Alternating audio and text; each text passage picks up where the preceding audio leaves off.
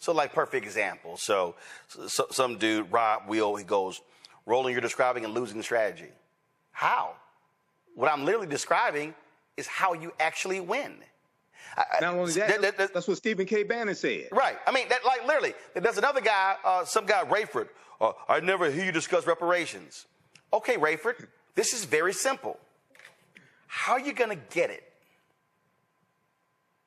Rayford, I can't tell you. Rayford, you can't even describe it. And I'm just going to give you a very basic primer here. The U.S. Constitution states that any bill regarding monetary begins in the House. The bill begins in the House. Who controls the House? Republicans. Republicans. Rayford, can you name me one Republican that supports reparations? Take your time. So what are we now about to happen, Rayford? Oh, by the way, the House has to pass it. The Senate has to pass it. The president has to sign it. And then it's going to be challenged in the courts, which means it'll go to the Supreme Court. Right now, Rayford, there's a 6-3 conservative majority on the Supreme Court. So, Rayford, please tell me how you're going to get it. But here's the other deal, Rayford. For some of y'all out here who keep saying, I ain't voting till I get it. Let me help you out here, Rayford. The folks who win are the ones who vote on it.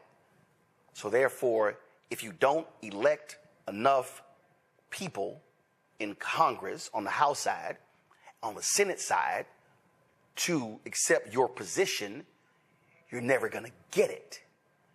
And if you don't elect the person in the White House who accepts your position, you're not going to get it. So again, please tell me how you're going to do it. See, that's why some of y'all just throw some stuff out. Yes. And y'all just like, why this ain't happen? I ain't doing this until I see it happen. It's not going to happen if you don't vote, because the people who get elected are the ones who voted up or down. Yeah. Can I address that, Roland? Yeah. I actually did Go ahead. I actually did a presentation for the Detroit Reparations Task Force, and they asked me to do it. Okay. Most people that talk about reparations, and I may step on some toes, but I really don't care. Most of them don't understand reparations. Okay. The root concept of reparations is to repair damage that was done. Okay, you first have to analyze the actual damage that was done and the laws and policies put in place that inflicted the harm to understand what you're trying to repair. The structural inequities that exist today, they are the legacy of slavery. Okay, when you deal with the 8-to-1 racial wealth gap, when you deal with the home ownership gap, things of this nature, when you deal with the legacy of African American farmers losing their land, things like this because they were discriminated against from the U.S. Department of Agriculture, et cetera. When you look at the $2.2 billion that went to African American farmers and farmers of color that was in the Inflation Reduction Act to start to address decades of discrimination. That is part of repairing the damage. No Republicans in the House or the Senate voted for the Inflation Reduction Act. Okay, so you have to understand how to attack the structural inequities that exist today, and put laws and policies in place to do that. Just thinking that you're going to get cash payments or get 27 trillion, whatever the hell number you want to put on it, that's not going to happen. Because also, when you study Title VI of the 1964 Civil Rights Act, Section 601, non-discrimination and federally assisted programs, race-based policies are illegal at the federal level.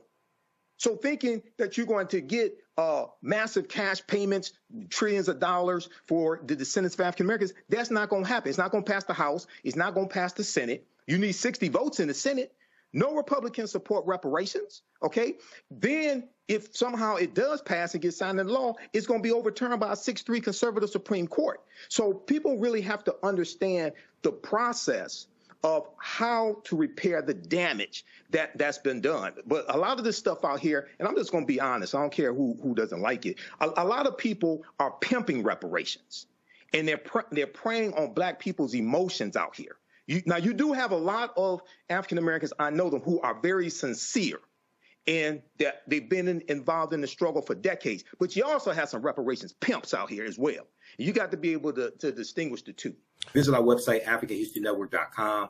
$ the AHN show through Cash App. When you scroll down the page, you can support us. This helps us keep doing the research, pay the bills, pay when I have to travel, because I'm in Washington, D.C. right now. It was Roland Martin's live election night coverage last night. And we were on for 7:30 a.m., 7:30 p.m. to about 3 a.m. Wednesday morning. $ the AHN show, SHOW. These other ones are fake African History Network Cash App accounts I'm still trying to get shut down. If you learned anything today, if you like this type of information, you can support us, $5, $10, $15, $25, $100, whatever it is that supports us. Here's the QR code here. Here's the link for PayPal, and register for my new 12-week online history class. Starts up Saturday, November 9th, 2024, 4 p.m. Eastern Standard Time. Ancient Kemet, one of the original names for Egypt, the Moors, and the Ma'afa, understanding the transatlantic slave trade. We deal with thousands of years of history and what leads up to the transatlantic slave trade taking place. And you can download the lesson plan right here. I do a PowerPoint presentation. We have book references, articles, video clips, over 200 slides, 800 to 100 articles we reference. I'll show you everything on the screen, even the excerpts of books. So you don't have to buy any of these books to follow along in class, but you can if you want to. And we have show you extras with interviews I've done from historians like Professor Janie Small, Professor Kabahai Walker Kamenei, Tony Browder, Runoko Rashidi, and more. All right, remember, right now is correct. Wrong behavior is not over till we win. Wakanda forever. And we'll talk to you next time. Peace. Thanks for tuning in. We're going to get through this. These next 4 years are going to be hard. The House of Representatives, Democrats may take the House if we'll see they're still tabulating. If they take the House, Hakeem Jeffries is going to be the Speaker of the House of Representatives, first African-American Speaker of the House of Representatives. That means Democrats will be able to block bills that harmful bills that Republicans are trying to get passed and signed into law, because they can block them in the House. But this is a devastating result. And a lot of these people that think Trump is going to be good for the economy, he's going to tank the economy. He's going to tank the economy because he didn't build a good economy the last time. Right now, it's correct. Wrong behavior is not over till we win Wakanda forever. We'll talk to you next time. Peace. All right, how's everybody doing today? All right. So I'm Michael Imhotep, founder of the African History Network, host of the African History Network show. I'm a talk show host, researcher, lecturer, writer, and historian. Some people listen to me on 9:10 a.m. Superstation WFDF for 7 years, or see me on Roland Martin Unfiltered every Friday. So I've been asked to do a presentation dealing with the case for municipal reparations, Okay, and you can come see me at the end. If you need any of my information, I got flyers specially made up for you all today.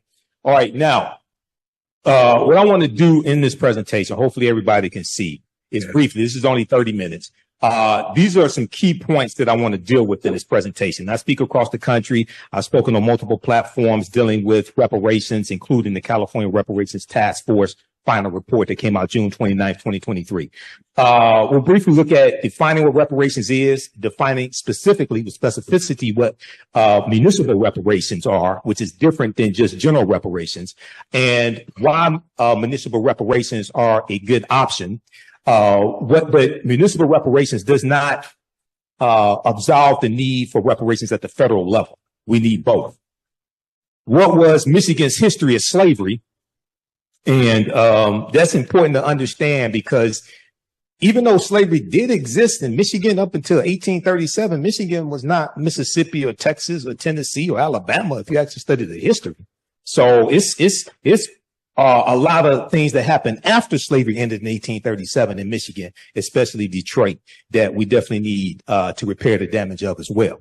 Why did Michigan have such few slaves in comparison to Mississippi and Texas? Who has never heard of the Northwest Ordinance of 1787? Raise your hand.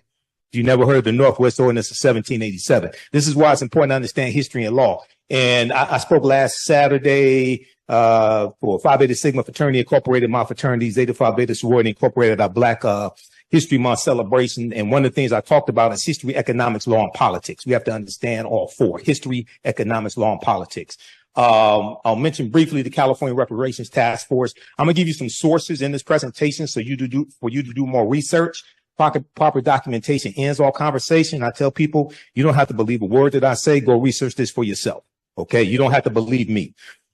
In Detroit's history of racism against African Americans. Okay. Now, when we look at this historically, the term reparations did not apply to slavery. Historically, when we talk about reparations, it was a levy on a defeated country, forcing it to pay some of the war costs of the winning countries. Reparations were levied on the Central Powers after World War I, 1914 and 1918, to compensate the Allies for some of their war costs. They were meant to replace the indemnities which had been levied after earlier wars as a punitive measure, as well as to compensate for economic losses. After World War II, 1939, 1945, the Allies levied reparations principally on Germany, Italy, Japan, and Finland.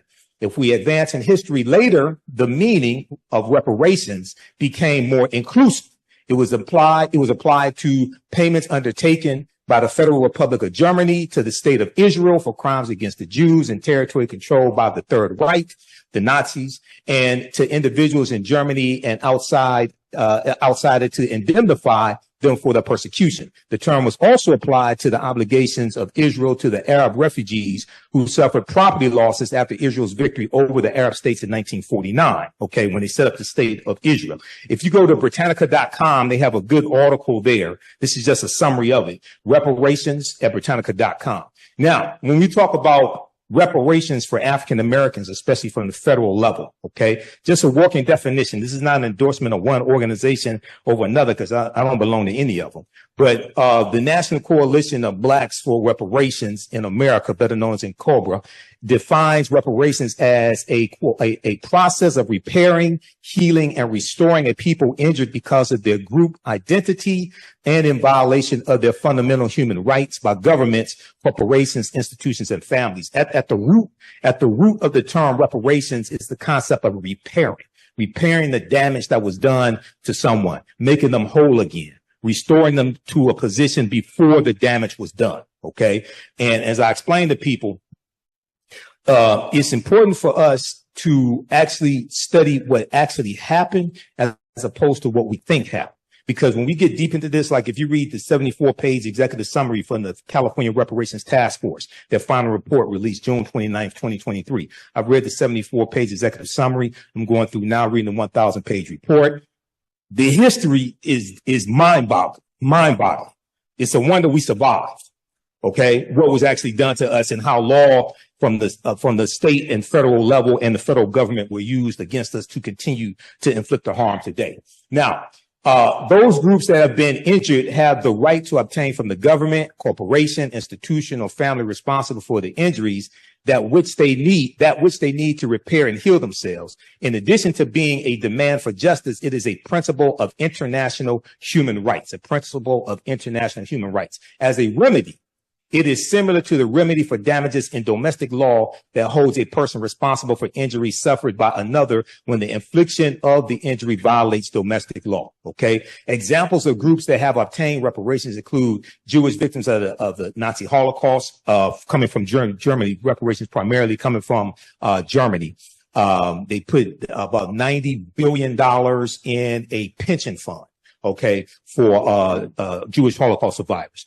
Japanese Americans interned in concentration camps in the United States, basically 1942 to 1945, $1.6 billion was set aside and passed Congress in 1988. And they had a 10-year window from 1988 to 1998 to apply, and they got $20,000 each. Now, contrary to popular belief, this did not apply to all Japanese Americans. This was only issued to approximately 82,250. If you want documentation on that, I have it.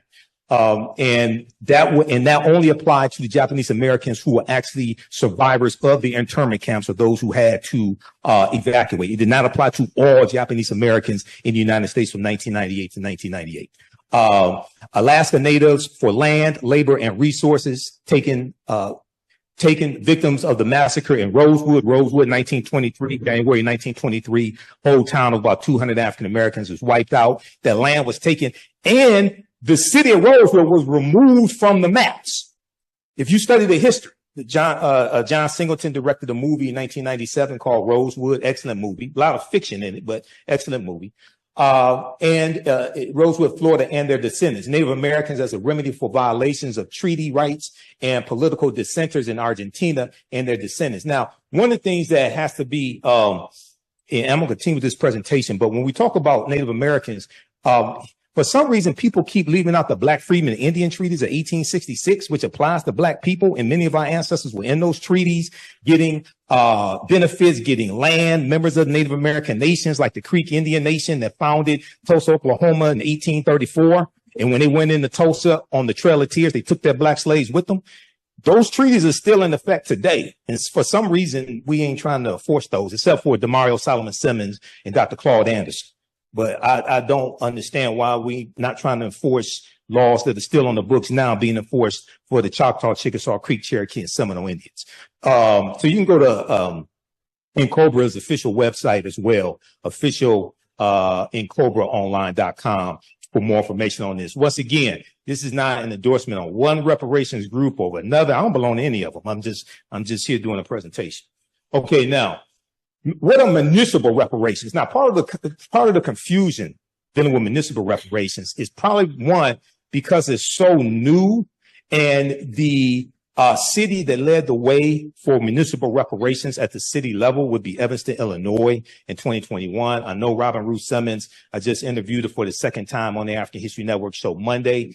This past Monday, she was the alderwoman at the 5th Ward alderwoman who spearheaded this reparations initiative in Evanston, Illinois.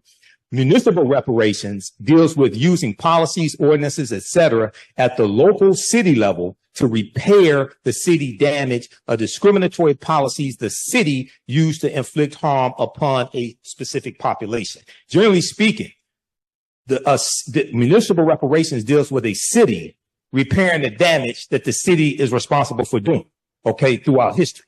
The cities across the country don't have the resources to repair the damage that the federal government did. But oftentimes they can repair the damage, or at least some of the damage that the city is responsible for, based upon laws and policies put in place. Municipal reparations deals with the city repairing the damage the city was responsible for causing, not repairing the damage the federal government was responsible for. Okay, now, one of the problems that causes confusion with municipal reparations, and I'm not one that really advocates, this may go outside the covers of some people's awareness, but I'm not one that really advocates using the term reparations a lot, and I'm going to explain why.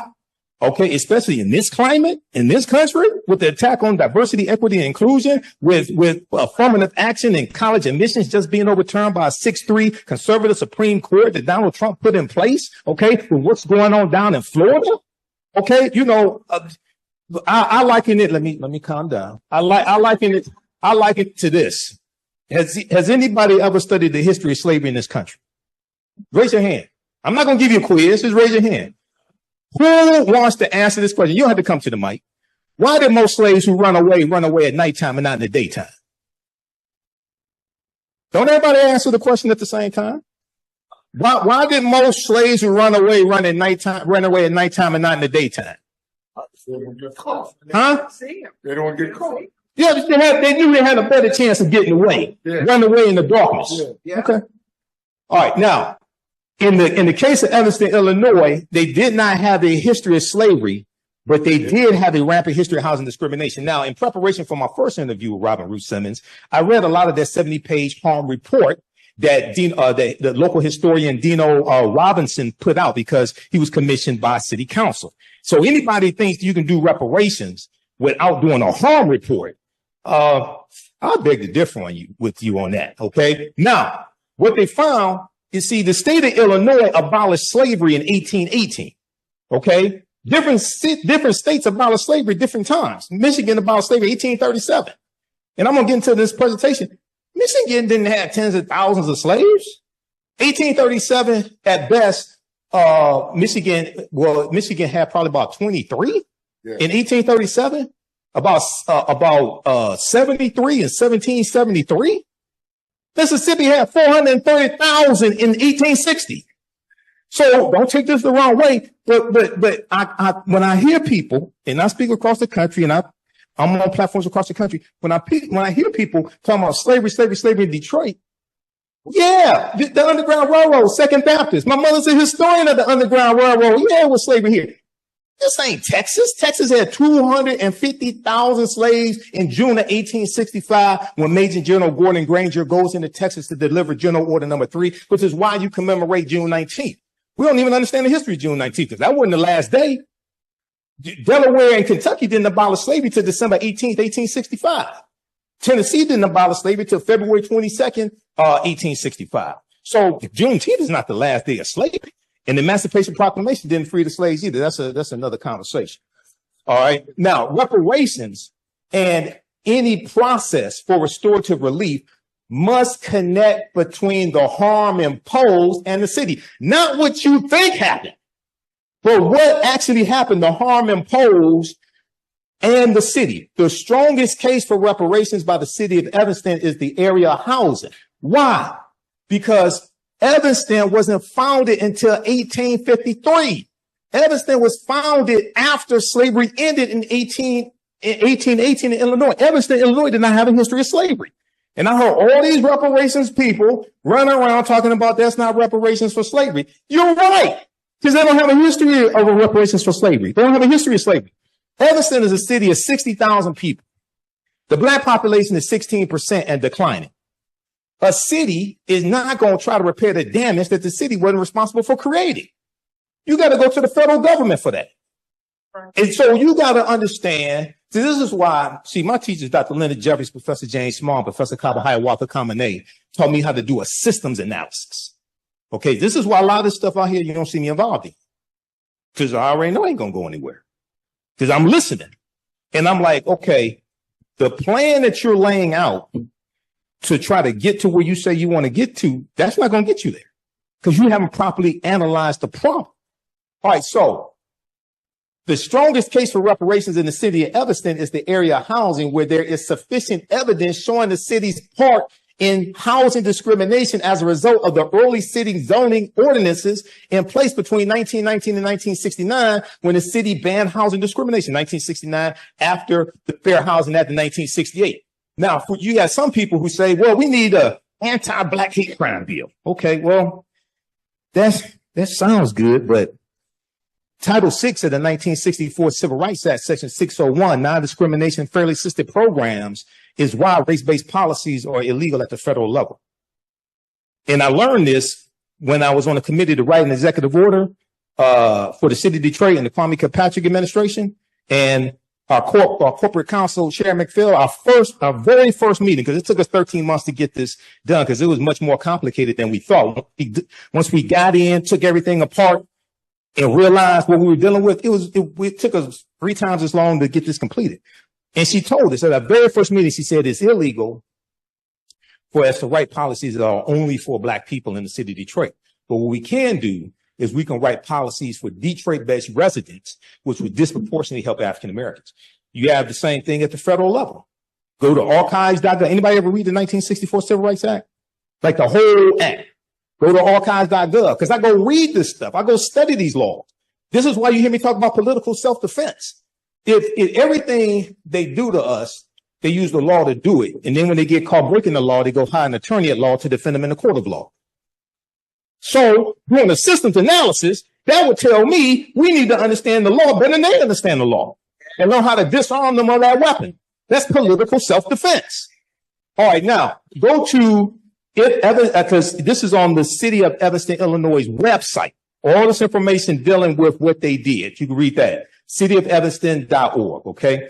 All right. Now, compared to federal and state governments, courts, or private institutions, municipalities are the most suitable for reparations.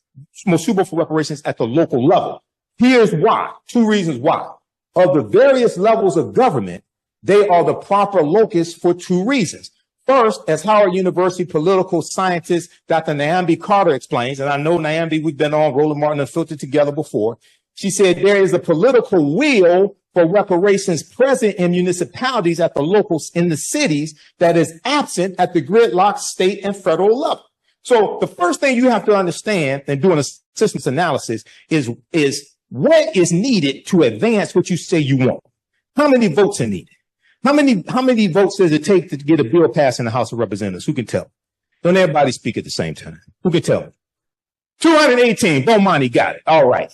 I got a prize for you at the end, Bomani. All right. Now, in the House of Representatives, unless it's a bill that qualifies for the budget reconciliation process, or unless you're dealing with judges because of what Mitch McConnell did to the Senate, how many votes does it take to get a bill passed in the Senate? Page 60. Okay? No Republicans in the Senate support reparations. So how you going to get a reparations bill passed? No Republicans, not even the black one, not even Tim Scott supports reparations. He was the first one that came out and said he wasn't voting for it. And none of the black Republicans in the House of Representatives support reparations either. So how you going to get it passed? Okay. I'm going to tell you how you get it passed, but hold on. Let's continue. Now, Dr. Nambi Carter said, it's really local activists and local actors, members of city councils who are empowered in ways in their small communities to do things and to act outside of what the state would do and even the nation would do. Dr. Nambi Carter, how you doing, brother? You all right?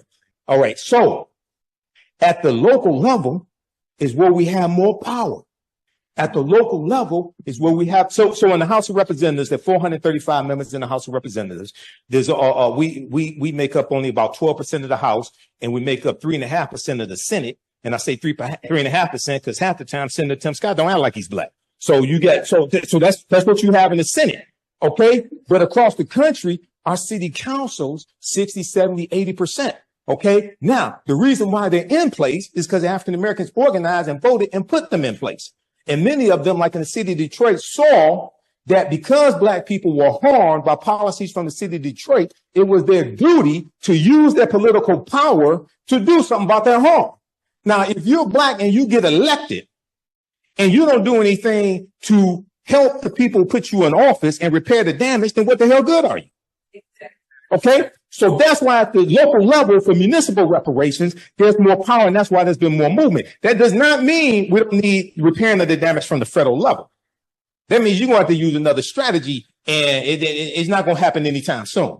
Okay. Now, by contrast, former U.S. Representative, the Honorable John Conyers, introduced a reparations bill in every session of Congress from 1989 until his passing in October 2019. But these bills never came to a vote. The farthest H.R. 40 has made is out of a House subcommittee. And that was in like 2021. That's the farthest it's gotten. And although President Biden indicated his support for a reparations commission, any sudden action is unlikely. If you read the 1,000-page California Reparations Task Force, please don't take this the wrong way. We don't need another study. Okay? You know who was that? Tina Turner had that song, You Don't Need Another Hero. Look, if you read that, you don't need another study because we're going to get studied to death. Okay?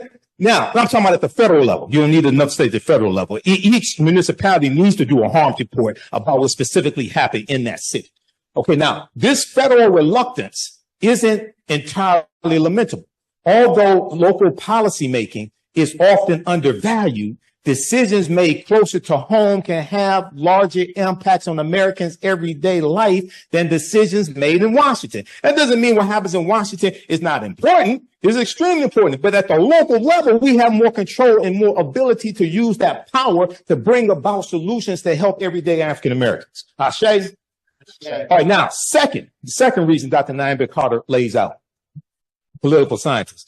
Municipalities provide the opportunity for community-centered reparations that other levels of government do not. A local approach allows for powerful, close-to-home storytelling, enabling greater understanding of connections between past and present. In turn, this animates the development of thoughtful, conducive reparations. Additionally, municipalities can solicit input more easily from community members and encourage their involvement. Okay. Now, a municipality-based approach allows for accessibility and proximity between government and beneficiaries once the policy is in place. Such a plan can more effectively empower the community and enable rebuilding relationships with perpetrators of the injustice if you want to rebuild those relationships. Now, so for more information, read this. This is a good report here. This is by Brooks Simone, University of Michigan Law School. It's called Municipal Reparations, Considerations, and Constitutionality. That's on pages 350 to 351. Part of the confusion is, and I searched online for hours trying to find a working, clear definition of municipal reparations. And I'm still searching. So when I graduated from Wayne State's Business School in 1994, okay? One of the things we learn is that it's very hard to solve the problem when you can't define what it is that you're trying to achieve. Okay. So the first thing, even though I knew what I wanted to put in this presentation, the first thing I had to do was come up with a working definition of what municipal reparations is. Otherwise, you're just shooting at a target you can't see. And then what happens is, just like how Republicans and conservatives hijack critical race theory, and critical race theory has existed since the 1960s. Okay. And they hijacked it and co-opted it and made it into what they wanted to be. Now, anything that deals with racism or slavery or anything like that, now they call that critical race theory, and then they attack it. That's why you have to clearly define what it is you're talking about. And see, that's why don't take this the wrong way, but see, that's why, especially on the national level, even here in Detroit, you have to understand right-wing conservative radio and right-wing cable news, Fox News. Fox News, that's the most popular cable news network. Now, if you watch it, you can say, you may say, how is this the most popular? These people are crazy. Well, look at the rest of America. It's representative, and they prey on fear. They help to spread the lies about what critical race theory is. Fox News. Okay. So one of the things I think in this city, across the country, we have to also develop better strategies on how we're messaging what it is that we want. And let me give you an example out of San Francisco, because I studied what happened in San Francisco. San Francisco Reparations Task Force, right? They released about over 100 policy recommendations. Somebody in the meeting, in the audience, said all black people should get $5 million reparations. No formula. It's not just $5 million. Okay. Now, if you go Google articles dealing with the California dealing with San Francisco Reparations Task Force and their policy recommendations, the $5 million made up 80 to 90% of the media coverage. Now, apparently nobody did the math. Because when I was on Roland show and Faraji Muhammad show, The Culture on the Black Star Network and the African History Network show, I broke down the math. There are 50,000 African Americans in San Francisco. When they put together their stipulations, requirements, because see, the state of California also has a similar law like the federal government where race-based policies are illegal. That's why the California Reparations Task Force had to structure theirs based upon lineage as opposed to race, because it's illegal. And they want to make sure anything that gets passed by the state assembly does not get overturned in courts. Because if conservatives sued to overturn President Biden's executive order on student loans, and if you had Roe versus Wade overturned by a 6-3 conservative Supreme Court, you think there won't be lawsuits regarding this? Absolutely. When I talked to Robin Ruth Simmons 3 years ago, she said the way they structured it coming out of Evanston, it was structured to be able to withstand lawsuits, because she said they knew they were coming. So San Francisco, if 20,000 African Americans get $5 million, that's $100 billion. $100 billion is 7 times the annual budget of the city of San Francisco that has an annual budget of $14 billion and was facing a 2-year projected budget shortfall of $728 million. And African Americans are 6% of the population of San Francisco and 6% in the state of California. So I have the video because I talked about this on my show. There was one city councilman from San Francisco. He was interviewed by a local news station, and they were talking about the $5 million. And he said, we got over 100 policy recommendations. I'll be happy to talk about those. The right newscasters want to talk about the $5 million. They want to deal with fantasy, because what they do is co-opt something, right? Make it into what they want it to be, and then attack it to make sure you don't get. This is how they've attacked critical race theory. Okay, critical race theory is not taught in K through 12. Not according to Moms for Liberty, not according to Fox News. So we have to be careful of this. All right, Michigan's history of slavery. Well, I'm on time. Oh, Lord. Michigan's history of slavery, okay? Historian Tia Mills, a professor in the Department of Afro-American and African Studies, and the 2011 recipient of the MacArthur Foundation Genius Grant. She cited in this article here, and I'll give you the name of it in just a second, but very quickly. Slavery in Detroit grew out of the bustling fur trade when the settlement was under French control. So Detroit, founded by the French, 1701, right? We learned that in elementary school, okay? The early censuses hosted by Tia Mills and her students revealed the number of slaves steadily increased through the years. Records from 1773 show there were 73 slaves in Detroit. Detroit ain't Mississippi, even though a lot of our people, my dad came from Mississippi, his family. Detroit is not Mississippi. By 1782, the number of African slaves more than doubled to 170, not 170,000, not 17,000, 170. Even after the Northwest Ordinance of 1787 took effect clearly prohibiting slavery. And in the Northwest Ordinance, everybody research this, it says neither slavery nor voluntary servitude shall exist in the territory, because that's where the language from the 13th Amendment comes from, the Northwest Ordinance of 1787. And that wasn't created to re-enslave black people. We haven't studied the history of what happened. Slaveholders found loopholes in the language and continued as though nothing had changed. But look at what happened. And I'm going to skip some of this here. Okay, Jay Treaty 1793, in 1795, Detroit nearly had 300 African slaves. Read this article, Detroit's Dark Secret Slavery, Michigan Today, UMICH.edu. That's Michigan University, University of Michigan. The 1830 U.S. Census showed 32 slaves living in the Michigan Territory, because Michigan is not a state in the Union until 1837. 32 slaves in the Michigan Territory, because the Northwest Ordinance of 1787, what it did was it abolished bringing slaves into what was known as the Northwest Territory, Michigan, Indiana, Illinois, Wisconsin, and part of Massachusetts. All right. That's why Michigan has low levels.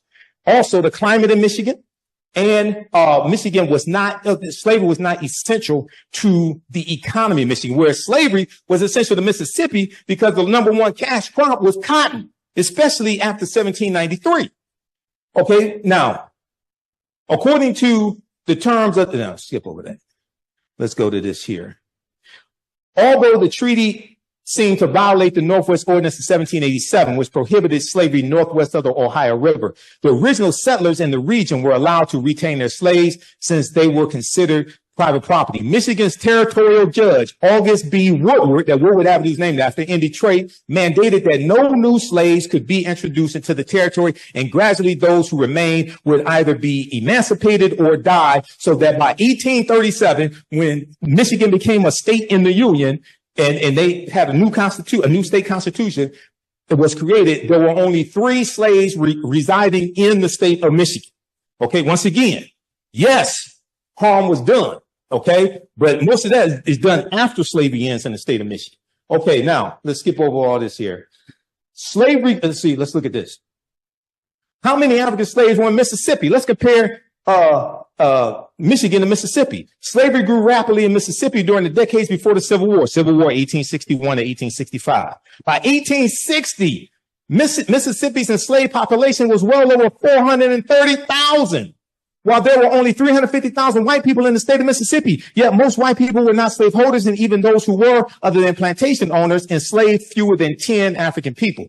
The state's economy was primarily based on the production of cotton, especially after 1793, when Eli Whitney creates the cotton gin. You have copies of the cotton gin, and then 1803, you have the Louisiana Purchase that doubles the territory of the U.S. and gives the U.S. more land to plant crops, which increases the need for enslaved African people. Let's skip over that, the rest of it. What about Texas? We celebrate June 19th, Juneteenth. In Texas, slavery had continued as the state experienced no large-scale fighting or significant presence of Union troops. Texas was a safe haven for slaveholders, so there were very few battles during the Civil War in Texas. So slaveholders from Mississippi, Alabama, Georgia would take their slaves into Texas. Okay, Texas had 250,000 enslaved Africans in June of 1865. All right. Now, although emancipation didn't happen overnight for everyone, in some cases, enslavers withheld the information until the harvest season. The next harvest season, celebrations broke out among newly free Black people, and Juneteenth was born. Read this article from history.com, official website of the History Channel. What is Juneteenth? Juneteenth and slavery in Texas. Okay. Now, read this article here dealing with the California Reparations Task Force. There's a link in the article to the full report as well as the 74-page executive summary. California Reparations Task Force releases final set of recommendations, June 29, 2023, CNN. Okay, now I'm going to skip over some of this here, skip over that. The task force hired, the California Reparations Task Force hired a panel of experts, including economists, to calculate what Black Californians have endured. Through their formula, because they created a formula to do this. They determined that an eligible person could be owed up to $1.2 million. The formula includes dollars lost because of race-based health disparities, mass incarceration, housing discrimination, unjust land seizure, and other harms that have major impacts on Black Californians. California, even though they've identified somewhere between 1,500 to 4,000 enslaved people from 1850, when California becomes a state in the Union, to 1860, California ain't Mississippi, Texas, Alabama, Tennessee. California doesn't have a huge slave population either, but they have a deep history of segregation, housing discrimination, voter suppression, all those things, something similar to what happened here in the city of Detroit as well and the state of Michigan. This is at archives.gov, Title VI of the 1964 Civil Rights Act, non-discrimination fairly assisted programs, which is why race-based policies are illegal at the federal level. Now, some people say we need an anti-Black hate crimes bill. Well, first of all, the first hate crimes act in the history of this country was signed into law in 1968 by President Lyndon Baines Johnson as part of the Fair Housing Act. And it's part of the modern day civil rights movement, largely for African Americans. Okay. Secondly, people forget somehow the Emmett Till anti-lynching bill, which was the first anti-lynching bill in 122 years. This is Representative George Henry White in 1900, who's the only Black man left in Congress. Okay. Presented the first anti-lynching bill. Okay. Now, there's a good article from NBCnews.com that talks about local reparations as well. Reparations gained historic momentum in 2023 because of California's efforts. Read that at NBCnews.com. Now, here's why I don't use the term reparations for what we want. 2/3 of Americans are against reparations. There's a Pew Research study that was done in 2021. Read this article here, Associated Press, apnews.com, February 24, 2023. Japanese Americans want redress, fight for Black reparations. Because you have some Japanese Americans who were siding with African Americans to get some type of redress restitution. Only 30% of U.S. adults surveyed by the Pew Research Center supported reparations for slavery in some way for descendants of formerly enslaved people, 77% of whom were Black Americans. Surprise, surprise, surprise. Support among Latinos and Asians were 39% and 33% respectively. And white Americans had the lowest rate of support at 18%. I think a lot of them watch Fox News. All right. Now, one of the things that has to happen, yes, you have to have a harm report. That is extremely important. But two, focus, and I deal with this in my presentations, focus on present day structural inequities as opposed to just focusing on slavery, because present day structural inequities are the legacy of slavery. You have to deal with the laws and policies that were put in place that brought you to where you are and inflicted the harm. You can trace that back to slavery, Jim Crow, segregation. But many people mean well, but when I hear people just keep talking about slavery, slavery, slavery, I'm like, have you studied history from 1865 to like 2024? And what was put in place? Show how these policies are beneficial for everyone, not just African Americans, since most of the people that got a vote on this, especially at the state, in the state legislature, okay, at the federal level, most of the people got a vote on this are not African Americans.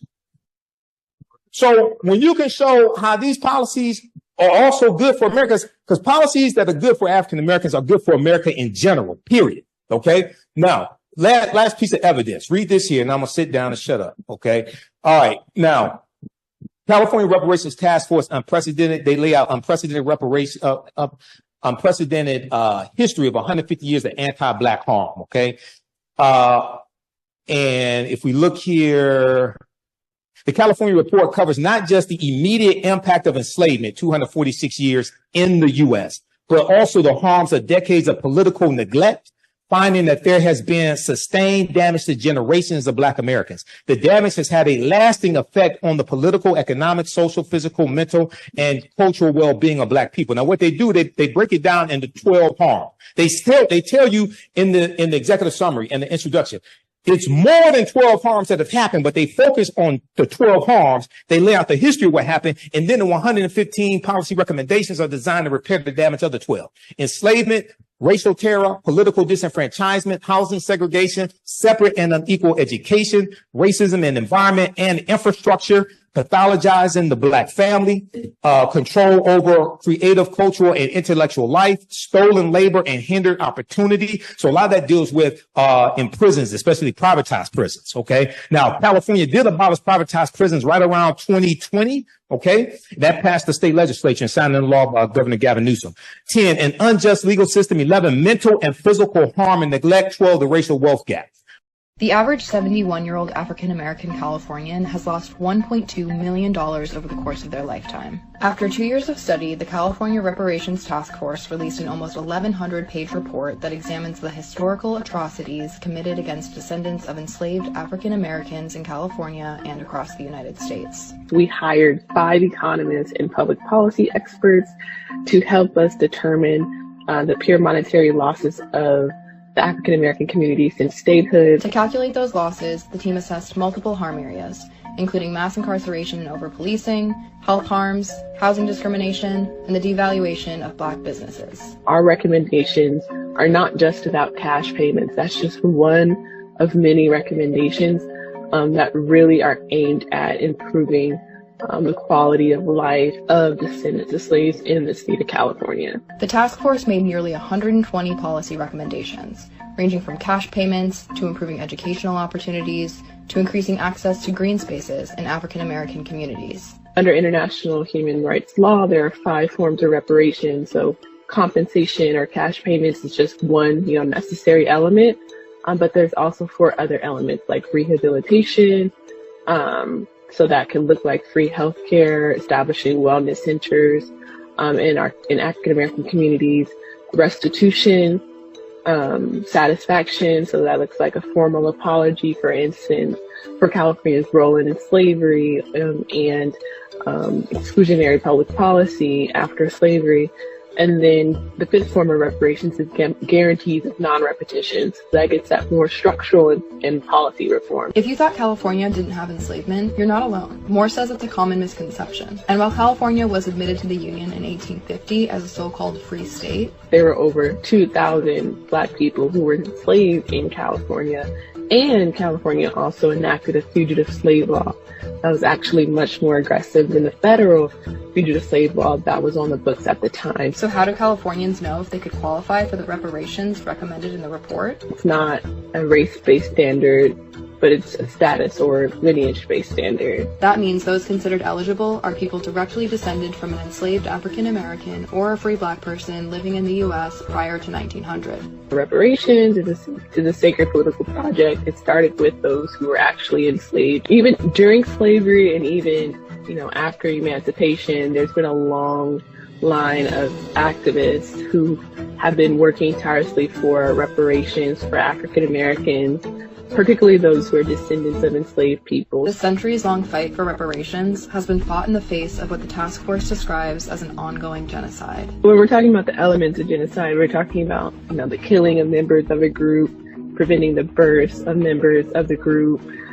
deliberately inflicting serious bodily harm against members of the group, or mental harm. So we look at, for instance, the average African American Californian who's descendant of slaves have a 7-year life expectancy gap between them and white Californians. That's due to, unequal funding of medical facilities, epigenetic trauma due to enslavement. We're talking about the Black maternal health rates, Black infant mortality rates, Black women and girls, lead in those areas as well. So we make several different arguments in terms of how historically and presently those who descend from slaves are ongoing victims of a genocide. albeit slow and protracted. So the question remains, will lawmakers take action to follow the policy recommendations in the report? I am incredibly hopeful that state legislators will do the right thing and study our report with an open heart and mind, and by the end of 2024, early 2025, you'll probably see some reparations legislation being introduced by the state. Okay, now, Detroit's history of racism. If we look at 1930, the housing crisis, African Americans in the city of Detroit was systemically shut out of the housing market due to structural racism. Redlining played an integral part in the housing crisis. 1940, 80% of Detroit residents abided by racial covenants. So that was written into the deeds of homes that the homeowner could only sell that home to non-African American people, non-Negroes, white people. Okay, and that locked us out, many of us, from buying homes and accumulating wealth through the increase in the value of the home. Okay, now, 1943 race riot, June 1943, during World War II, up and down Woodward Avenue. 1943 race riot, I-375, removal of Black Bottom, sanctioned police brutality. 1967 rebellion. That wasn't a riot, that was a rebellion. And we have rebellions all across the country. 1990, 1995, takeover of Detroit public schools, Detroit bankruptcy as well, also over assessing on property taxes. And when you study the history of that, that's one of the ways our land has been stolen from us. I got an article from the Washington Post dealing with African Americans. The value of our property taxes are oftentimes over assessed. Okay. And this has happened across the country. All right. Now, lastly, this article right here, this proves my point here. This is a study from Citigroup Bank. Racism has cost the U.S. $16 trillion. This article is from CBSNews.com, September 23rd, 2020. This article deals with how over a 20-year period of time, not 246 years, just from the year 2000 to the year 2020, racism has cost the U.S. economy $16 trillion. They break it down three ways. One, black workers have lost $113 billion in potential wages over the past 2 decades because they could not get a college degree. Two, the housing market lost $218 billion in sales because black applicants cannot get home loans. Three, about $13 trillion in business revenue never flowed into the U.S. economy because African-American entrepreneurs could not get access to bank loans. Then they go on to tell you, what's more, the U.S. could have $5 trillion in gross domestic product over the next 5 years if those gaps, which are laws and policies and others, were closed today, the study indicated, which means when you do good by us, that helps everybody. When you help repair the damage that's been inflicted upon African Americans, that helps everybody. There too, Stephen Biko, one of our great South African freedom fighters, said the most potent weapon in the hands of the oppressor is the mind of the oppressed. We must take our minds back, and we do not ask permission to do it. All right, that's going to do it. I'm going to wrap up there. From Imhotep and Santi Sana, thanks for your attention.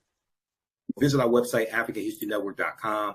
$ the AHN show through Cash App. When you scroll down the page, you can support us. This helps us keep doing the research, pay the bills, pay when I have to travel, because I'm in Washington, D.C. right now. I was on Roland Martin's live election night coverage last night. And we were on for 7:30 a.m., 7:30 p.m. to about 3 a.m. Wednesday morning. $ the AHN show, SHOW. These other ones are fake African History Network Cash App accounts I'm still trying to get shut down. If you learned anything today, if you like this type of information, you can support us, $5, $10, $15, $25, $100, whatever it is that supports us. Here's the QR code here. Here's the link for PayPal, and register for my new 12-week online history class. Starts up Saturday, November 9th, 2024, 4 p.m. Eastern Standard Time. Ancient Kemet, one of the original names for Egypt, the Moors, and the Ma'afa, understanding the transatlantic slave trade. We deal with thousands of years of history and what leads up to the transatlantic slave trade taking place. And you can download the lesson plan right here. I do a PowerPoint presentation. We have book references, articles, video clips, over 200 slides, 800 to 100 articles we reference. I'll show you everything on the screen, even the excerpts of books. So you don't have to buy any of these books to follow along in class, but you can if you want to. And we have show you extras with interviews I've done from historians like Professor Janie Small, Professor Kabahai, Walker Kamenei, Tony Browder, Runoko Rashidi, and more. All right. Remember, right now is correct wrong behavior. It's not over till we win. Wakanda forever. And we'll talk to you next time. Peace. Thanks for tuning in. We're going to get through this. These next 4 years are going to be hard. The House of Representatives, Democrats may take the House if we'll see they're still tabulating. If they take the House, Hakeem Jeffries is going to be the Speaker of the House of Representatives, first African American Speaker of the House of Representatives. That means Democrats will be able to block bills that harmful bills that Republicans are trying to get passed and signed into law, because they can block them in the House. But this is a devastating result. And a lot of these people that think Trump is going to be good for the economy, he's going to tank the economy. He's going to tank the economy because he didn't build a good economy the last time. Right now, it's correct wrong behavior is not over till we win Wakanda forever. We'll talk to you next time. Peace.